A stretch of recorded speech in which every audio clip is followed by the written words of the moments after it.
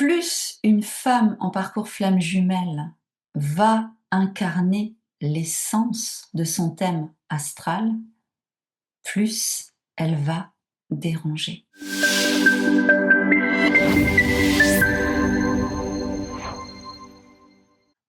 Le thème astral, c'est comme une matière première.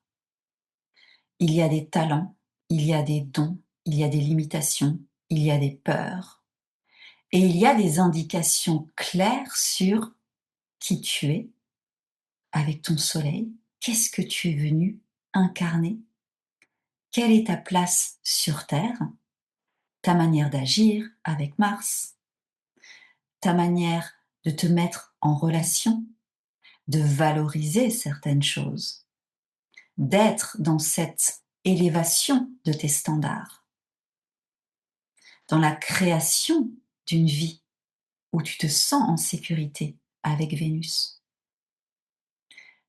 des mémoires karmiques avec Pluton, des transgressions à dépasser avec Lilith, des mémoires transgénérationnelles avec Saturne, et puis ton chemin de vie, vers où tu vas, ton axe d'apprentissage, ce passage du nœud sud au nœud nord.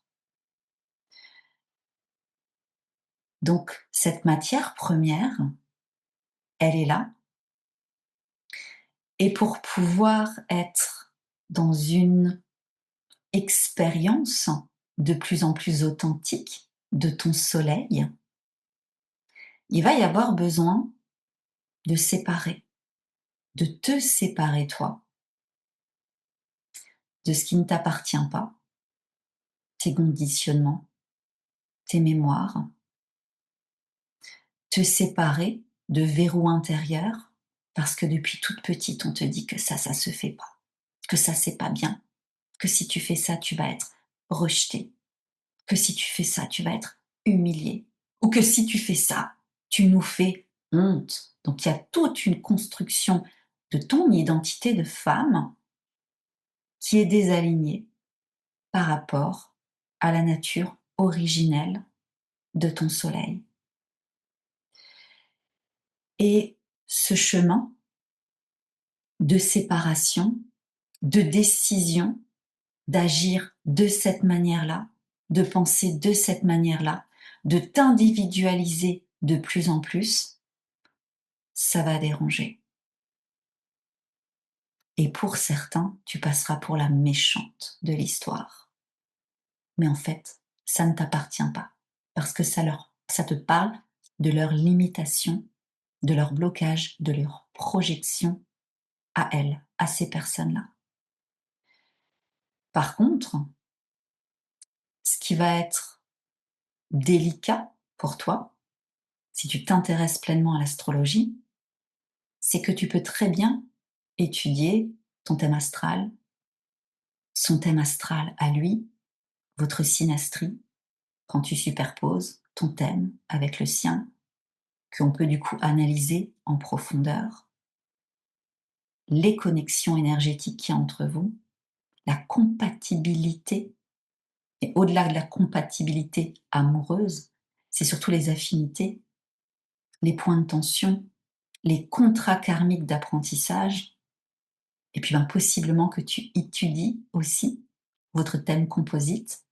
Là, c'est ton thème astral qui fusionne avec son thème, qui donne le thème du lien, le pourquoi de ce lien d'âme, comment est-ce que chacun y vous fait travailler.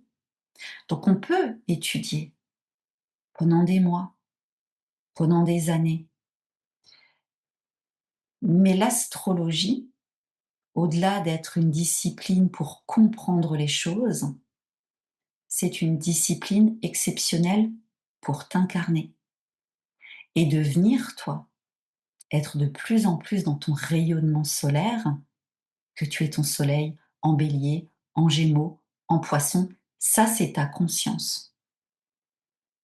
Ton soleil, c'est la place que tu vas occuper sur cette ligne de temps, dans cette incarnation, et comment est-ce que tu exprimes pleinement ta vérité intérieure, qui tu es, dans ta manière d'agir, dans ta manière d'aimer, dans ta manière de penser, dans ta manière de t'habiller, dans ta manière de concevoir la vie, de vivre le couple, de tout ce que moi, je vais pouvoir voir de toi,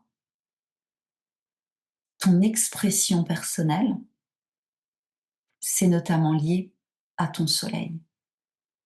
Et tout ce que toi, tu vas pouvoir prendre conscience de tes mécanismes intérieurs, d'être de plus en plus dans une lucidité de tes ombres, de tes peurs, des parts de toi que tu n'oses pas encore dévoiler, de tes envies, de tes désirs, toute cette conscience que tu mets en toi et qui va te permettre ensuite d'agir à l'extérieur, c'est aussi lié à ton soleil. Par contre, le soleil ne s'incarne pas tout seul. Le soleil dans ton thème, c'est une expression unique, parce que tu es unique, tu es exceptionnel de qui tu es.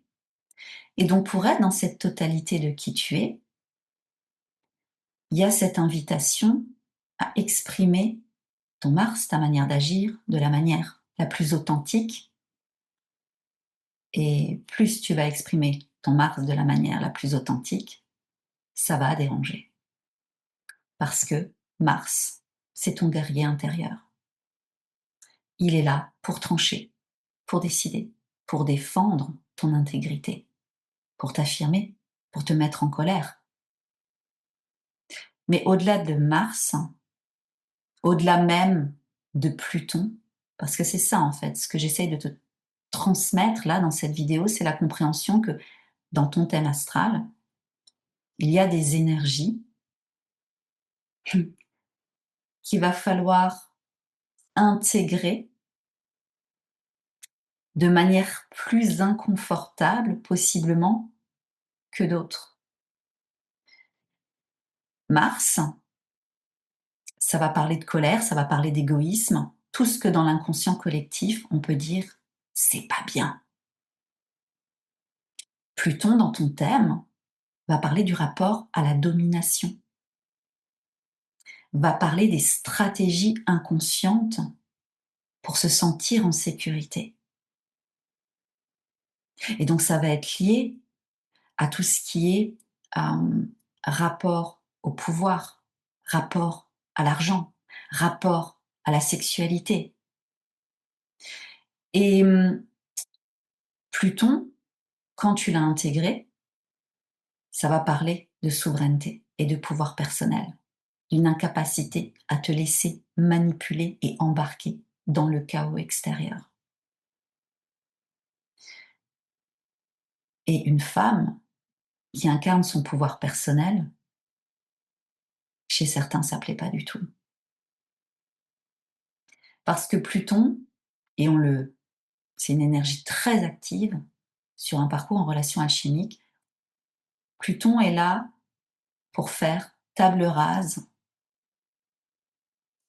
de ce qui est inauthentique, pour faire table rase de ce qui a pu t'accompagner jusqu'à un certain point dans ta vie et maintenant, qui ne te sert plus. Et donc, ça fait table rase en nous confrontant à ces parts de nous-mêmes intérieures, les blessures, les, oui, parts de nous, les problèmes qu'on cherche à mettre sous le tapis, d'une manière où on peut se sentir justement très très impuissante.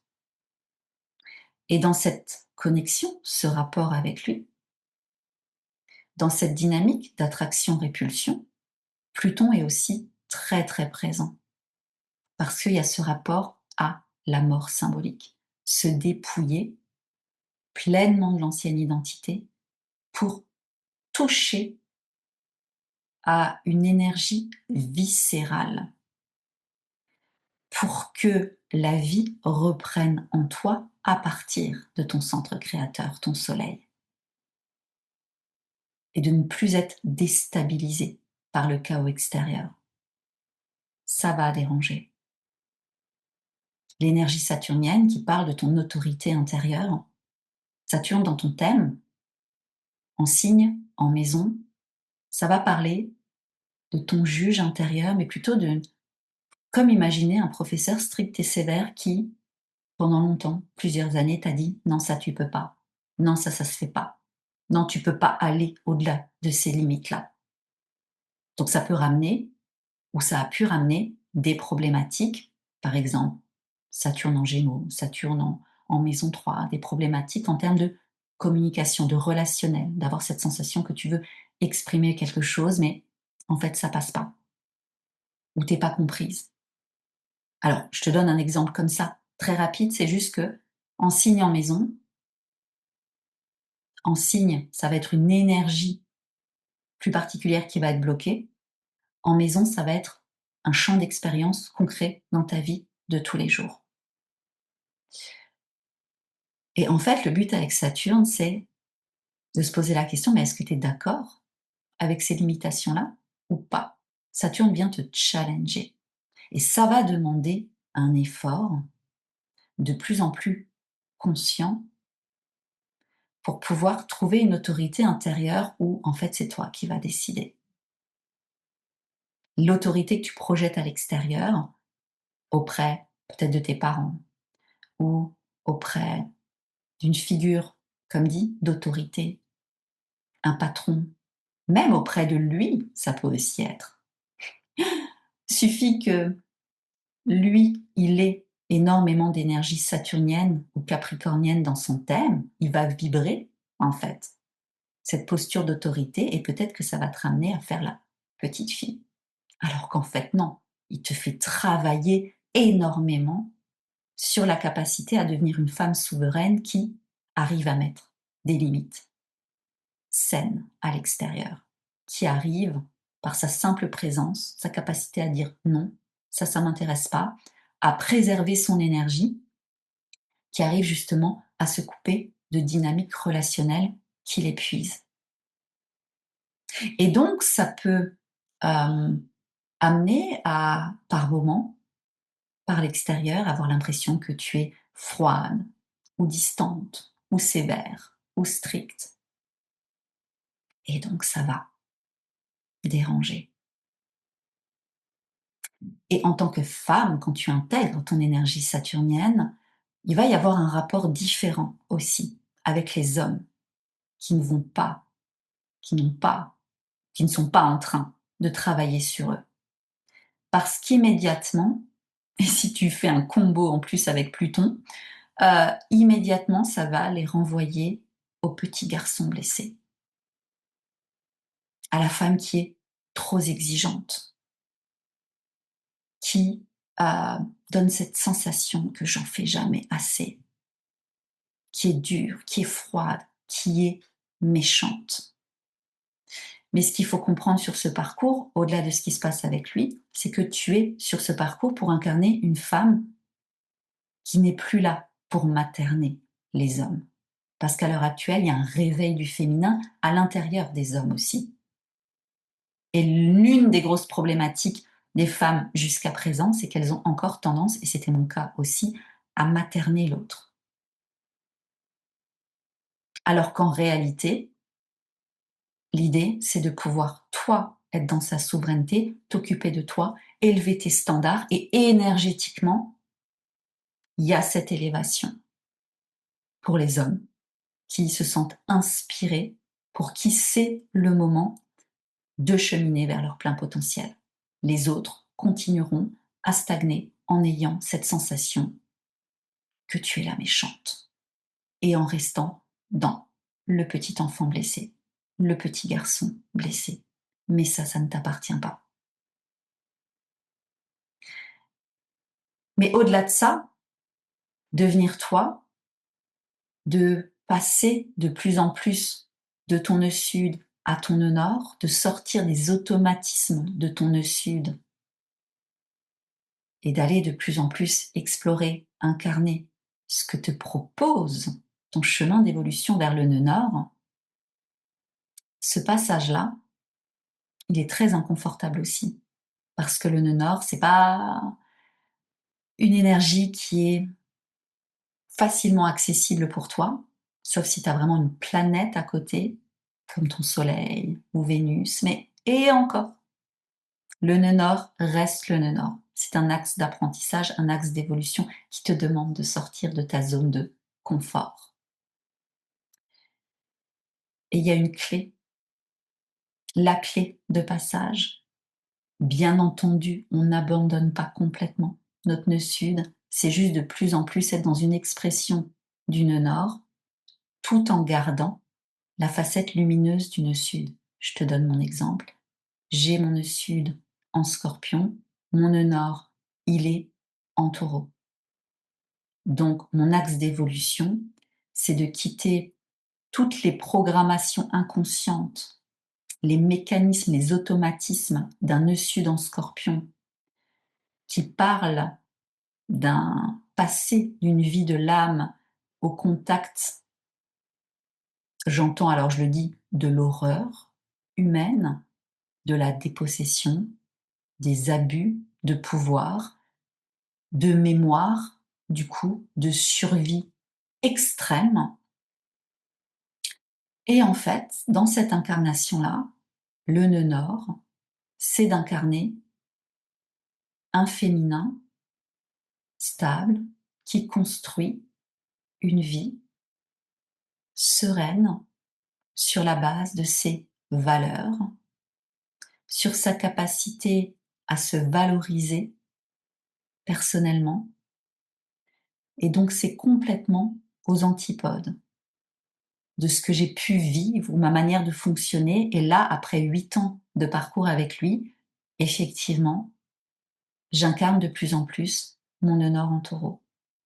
Par contre, l'aspect lumineux du nœud sud en scorpion, notamment mes mémoires d'alchimiste, le sixième sens, la lucidité, le fait de ressentir les ambiances, de pas du tout être intéressé par le bullshit ou les conversations superficielles, ça reste là.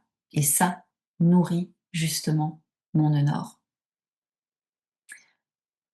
Mais la clé de passage qui m'a permise d'aller de plus en plus vers l'exploration de ce nœud nord, c'est la lune noire.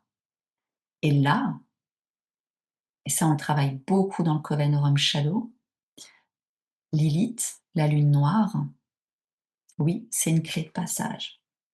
Dans ton thème astral, elle va indiquer comme un vide existentiel, plus ou moins conscient jusqu'à ce parcours, parce que ça va ramener des compulsions, des peurs très très archaïques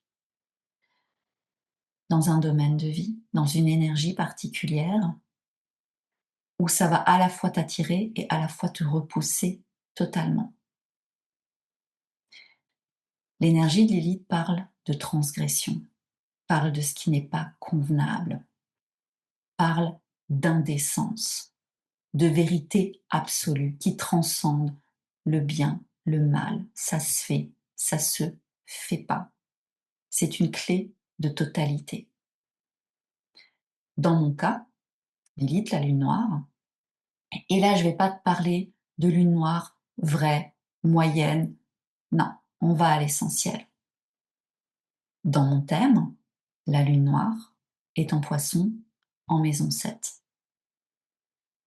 Donc ce que j'ai travaillé avec lui, c'est déjà une ouverture spirituelle que j'ai rejetée toute ma vie, clairement.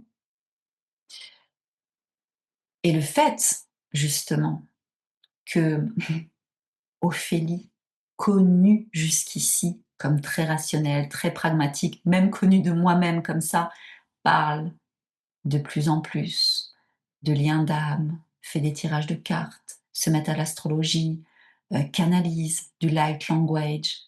Ça a dérangé, possiblement que ça l'a dérangé lui. Encore une fois, sur ce parcours, tu es là pour devenir toi, que ça le dérange ou pas. Et donc, d'être dans cette réconciliation comme ça, avec cette énergie poisson, très spirituel, ça a débloqué justement une confiance dans la vie que je n'avais plus, qui m'a permise de m'accorder des temps beaucoup plus taureaux, de ralentir, de me rendre compte que ça peut bien se passer. Et puis ben, dans la maison 7, c'est tout le lien à l'autre, où j'avais en toile de fond, quelque part, une méfiance absolue de l'humain. Mais j'en avais pas conscience, hein, c'était vraiment en toile de fond sur la capacité à être stable, mature, présent. Et donc du coup, les relations que je pouvais nouer, c'était toujours dans une forme de je m'adapte pour préserver le lien. Donc mon énergie toujours déportée à l'extérieur.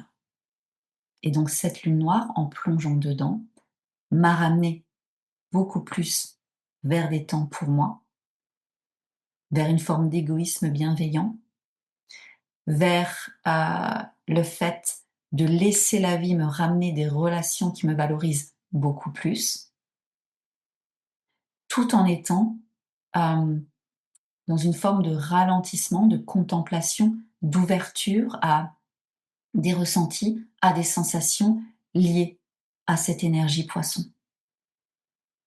Et donc tout ça mis ensemble,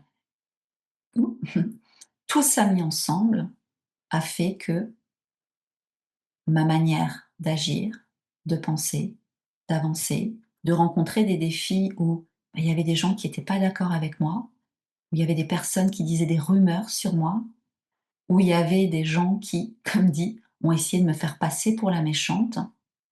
J'ai pu me sécuriser par rapport tout simplement au fait que ce qu'il y a dans mon âme, je l'ai expérimenté, je l'expérimente encore, et c'est d'une fiabilité absolue.